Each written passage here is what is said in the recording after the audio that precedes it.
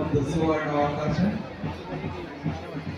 ದಾನಗಳಲ್ಲಿ ಮಹಾದಾನ, ಅನ್ನದಾನ, ಈ ಸೇವೆಯನ್ನು ಕೈಗೊಳ್ಳುವಂತಹ ಸಮುದಾಯ ಬಾಂಧವರು ಸೇವಾ ಕೌಂಟರ್ಗಳಿಗೆ ಬಂದು ವಿಚಾರಿಸಬೇಕಾಗಿ ನಮ್ಮಲ್ಲಿ ವಿನಮ್ರವಾಗಿ ಕೇಳಿಕೊಳ್ತಾ ಇದ್ದೇವೆ.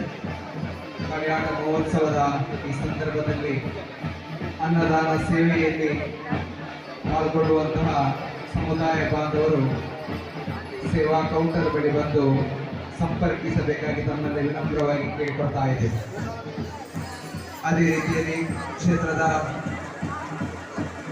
ಪ್ರಧಾನವಾದಂತಹ ಸೇವೆ ಸುತ್ತುವಳಕು ಸೇವೆ, ಇದನ್ನು ನೆರವೇರಿಸಲು ಇಚ್ಛಿಸುವಂತಹ ಭಗವದ್ಭಕ್ತರು ಕ್ಷೇತ್ರದ ಮುಂಭಾಗದಲ್ಲಿರುವಂತಹ ಸೇವಾ ಕೌಂಟರ್ ಬಳಿ ಬಂದು ರಶೀದಿಯನ್ನು ಮಾಡಿಸಿಕೊಳ್ಳಬೇಕಾಗಿ ತಮ್ಮಲ್ಲಿ ವಿನಮ್ರವಾಗಿ ಕೇಳಿಕೊಳ್ತಾ ಇದ್ದೇವೆ. ಅದೇ ರೀತಿಯಲ್ಲಿ ಇನ್ನೊಂದು ಪ್ರಧಾನವಾದಂತಹ ಸೇವೆ ಎಣ್ಣೆಣ್ಣೆ ಸೇವೆ, ಇದನ್ನು ಮಾಡಲು ಇಚ್ಛಿಸುವಂತಹ ಭಗವದ್ಭಕ್ತರು ಕ್ಷೇತ್ರದ ಮುಂಭಾಗದಲ್ಲಿ ಸೇವಾ ಕೌಂಟರ್ ಅನ್ನು ಬಂದು ಸಂಪರ್ಕಿಸಬೇಕಾಗಿ ಕೇಳಿಕೊಳ್ತಾ ಇದೆ.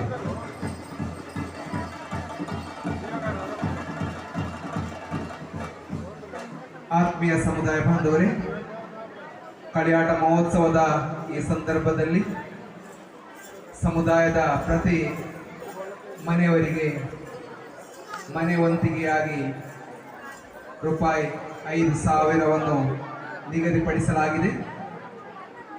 ಈ ವಂತಿಗೆಯನ್ನು ನೀಡಲು ಬಾಕಿ ಇರುವಂತಹ ಸಮುದಾಯ ಬಾಂಧವರು ಕ್ಷೇತ್ರದ ಮುಂಭಾಗದಲ್ಲಿ ಪಟ್ಟಿಕಾರರು ಕುಳಿತುಕೊಂಡಿರುತ್ತಾರೆ.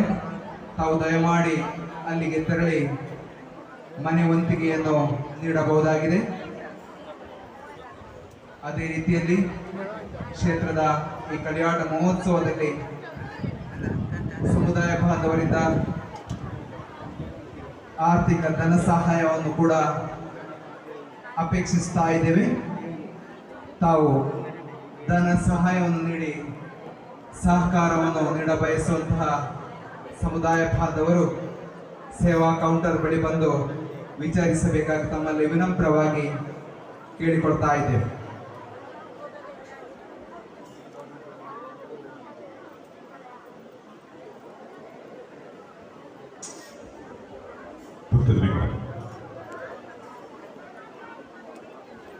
അന്നദാനം കഴിക്കുവാൻ ബാക്കിയുള്ള ഭക്തജനങ്ങൾ അന്നപൂർണ്ണ ഭോജനശാലയിൽ ചെന്നെത്തി പ്രസാദ ഭോജനം സ്വീകരിക്കണമെന്ന് ഭക്തിയോടെ അറിയിക്കുകയാണ്.